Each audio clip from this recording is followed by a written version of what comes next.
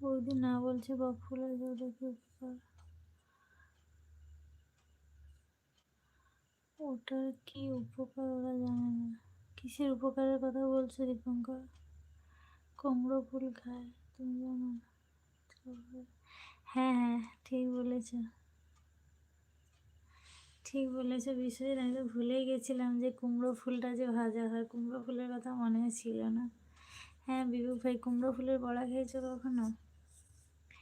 কুমড়ো ফুলের বড়া, সজনে ফুলের বড়া, বক ফুলের বড়া, আর ওই তরুই ফুলের ভাজা। তরুই ফুলের বড়া হয় না, ওকে বেসন দিয়ে ভাজা হয় না, ওটা ভালো লাগবে না। তরুই ফুলটা ওই যে হলুদ হলুদ ফুলগুলো হয় এরকমই ছোট ছোট, হলুদ হলুদ হয়। এই যে গরমকাল আসুক, তরাই গাছে ফুল হবে, মানে ঝিঙে গাছ যেটাকে বলে, এই যে লম্বা লম্বা ঝিঙে হয় না, ওই গাছের ফুল। ওগুলো অনেকগুলো করে তুলতে হয়, অল্প হলে হবে না, ওকে পেঁয়াজ কুচিয়ে কাঁচা লঙ্কা সর্ষে বাটা দিয়ে ভাজতে হয়। বা ওটাকে সর্ষে নুন হলুদ কাঁচা পেঁয়াজ লঙ্কা সব মাখিয়ে একটা কলা পাতায় করে ভালো করে মুড়িয়ে পুড়তে দিয়ে দেবে, সেটাও হেভি হয় কিন্তু খেতে।